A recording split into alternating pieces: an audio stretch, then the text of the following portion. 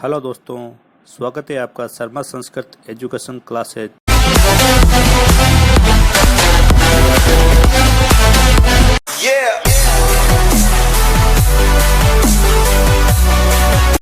Hello, good morning दोस्तों, स्वागत है आपका शर्मा संस्कृत एजुकेशन क्लासेज। मैं मुरलीधर दादेज। आज हम एक रेट तृतीय श्रेणी शिक्षक भर्ती परीक्षा का एक ऐसा विषय ले रहे हैं, साइकोलॉजी, उसके बारे में अध्ययन करेंगे।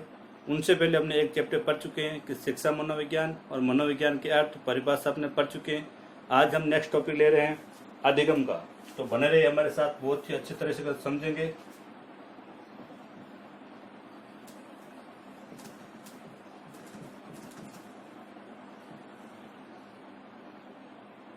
साइकोलॉजी, इसका अर्थ होता है मनोविज्ञान। क्या होता है? मनोविज्ञान।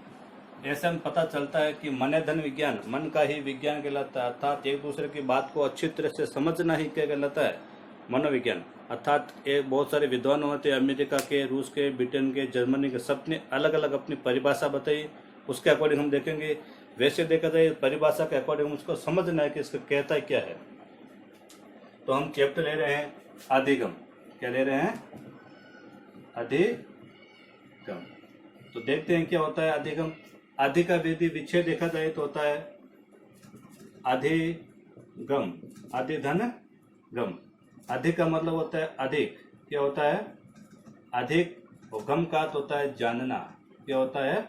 जानना। अर्थात कोई भी विषय हो, चाहे कोई भी विषय वस्तु है या कोई भी चैप्टर है, हम उसको अधिक बारे में भी कुछ जानेंगे, ज्यादा से ज्यादा जानकारी जुटाएंगे, तो वो हमारे क्या कहलाएगा? अधिगम कहलाएगा। लेकिन अधिगम तो कहलाएगा, लेकिन जब तक उसको अभिव्यक्त नहीं कर पाएंगे या अपने व्यवहार में परिवर्तन नहीं कर पाएंगे, तब तक वो अधिगम हमारे काम का नहीं होगा। हमें अभिव्यक्त करना पड़ेगा और व्यवहार में परिवर्तन लाना पड़ेगा, तब भी उसको अधिगम में कहा जाएगा। तो मैं यहाँ पे लिख दूं कि अधिक जानना, अधिक जानना। डेफिनेशन या परिभाषा उसकी बताई गई थी।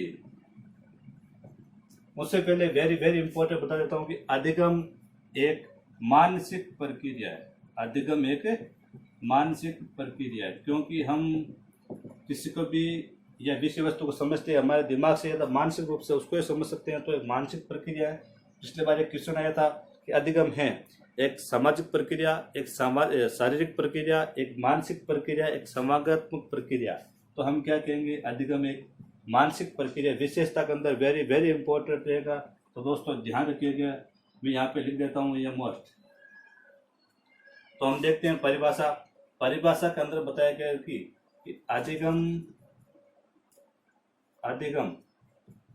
एक मानसिक प्रक्रिया है। मानसिक प्रक्रिया है। मानसिक प्रक्रिया, इसका विषय जानेंगे। मानसिक प्रक्रिया तो है जिसके द्वारा व्यक्ति, इसी मानसिक प्रक्रिया के द्वारा, या कह सकते हो जिसके द्वारा व्यक्ति अपने, जैसे मानसिक प्रक्रिया होगी जिसके द्वारा व्यक्ति अपने या परिपक्वता की ओर, परिपक्वता की ओर बढ़ते हुए, जैसे कह सकते हो कि जो व्यक्ति अपने मानसिक या परिपक्वता की ओर आगे बढ़ते हुए अपने या पूर्व अनुभवों के माध्यम से, आगे बढ़ते हुए पूर्व अनुभवों के माध्यम से व्यवहार में परिवर्तन करता है, या व्यवहार में परिवर्तन करना ही अधिगम कहलाता, अधिगम कहलाता है। विषय जानकारी परिभाषा से बहुत बार प्रश्न बनते हैं कि एक मानसिक प्रक्रिया है जिसे व्यक्ति अपने परिपक्वता के आगे बढ़ते हुए अपने पूर्व अनुभवों के द्वारा अपने व्यवहार में परिवर्तन करता है, उसे क्या कहते हैं? अधिगम कहते हैं। तो अलग अलग विद्वानों के मत आए थे, हम कह सकते हो मत या कथन। अलग अलग विद्वान आए थे। जैसे नंबर 1 हम लेते हैं, इसने बताया था कि क्रो एंड क्रो। दूसरा हमारा आएगा स्किनर।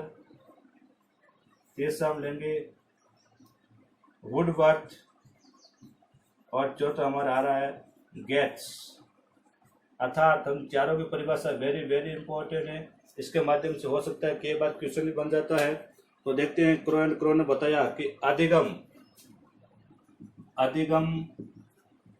आदत, ज्ञान, अभिवर्ती का अर्जित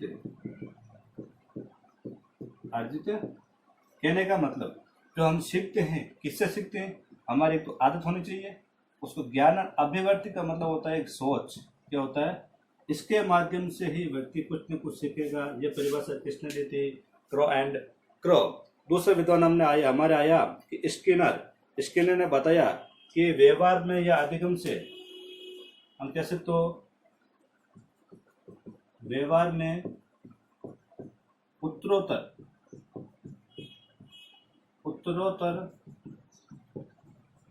सामंजस्य की प्रक्रिया, उत्तरोत्तर प्रक्रिया ही अधिगम। अब तो हमें इतना याद रखना कि उत्तरोत्तर सामंजस्य की प्रक्रिया का किसने बताया था, स्किनर ने बताया था। और इसका होता है कि उत्तरोत्तर का मतलब होता है किसी रूप में परिवर्तन करना, परिवर्तन। तीसरा विद्वान ने परिभाषा बताई वो है वुडवर्थ। उसने कहा कि नवीन ज्ञान व नवीन प्रतिक्रिया, नवीन ज्ञान व नवीन प्रतिक्रिया ही अधिगम है। और चौथा हमारा विद्वान आया था गेस्ट, उसने भी बताया कि पूर्व अनुभवों के माध्यम से या प्रशिक्षण के द्वारा ये अधिगम पूर्व अनुभवों व अपने प्रशिक्षण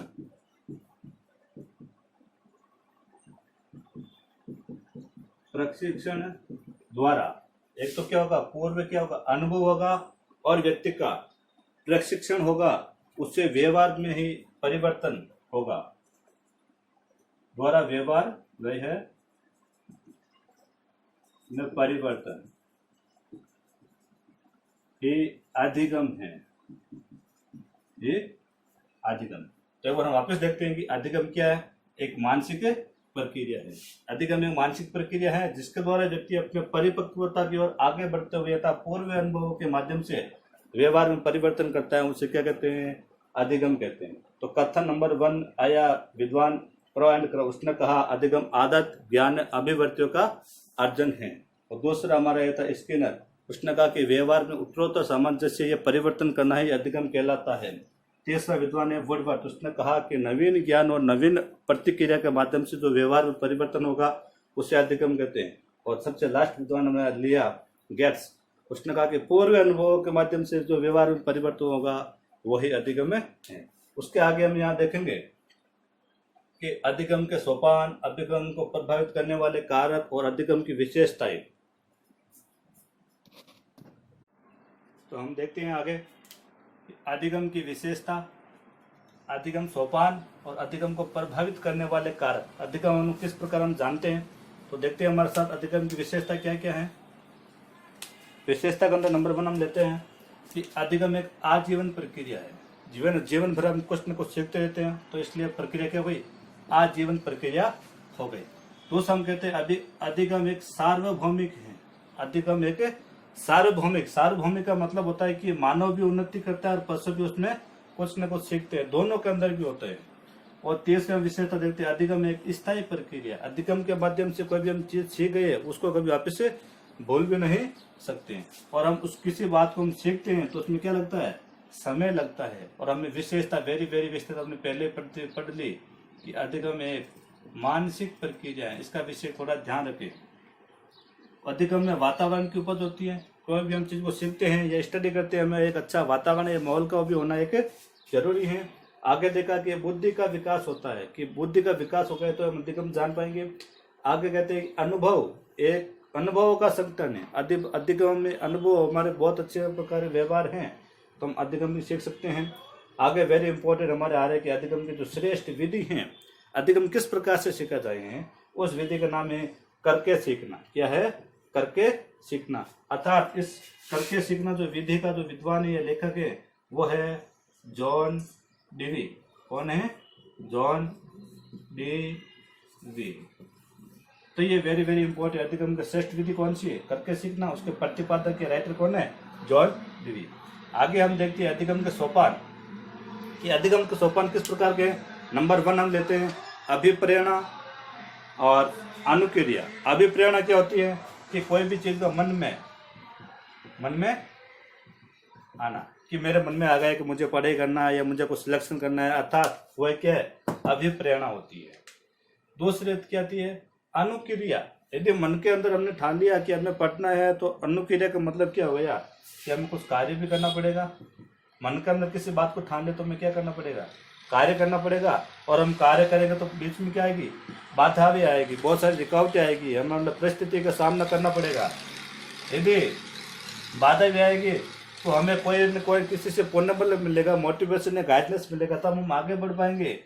उसके हमें अनुभव का संकलन होगा कि हमने पहले क्या किया था, अनुभव होगा और सब लास्ट में हमें क्या करना है? लक्ष्य की प्राप्ति करेंगे। तो ये क्या हो गया? अधिगम के सोपान। अभिप्रेरणा, अनुक्रिया, बाधाएं, पुण्य बलन, अनुभव का संगठन, लक्ष्य की प्राप्ति। आगे हम देखते हैं अधिगम मतलब सीखने जो प्रभावित करने वाले जो कारक कौन कौन से हैं कि इसके बिना हम सीख नहीं सकते।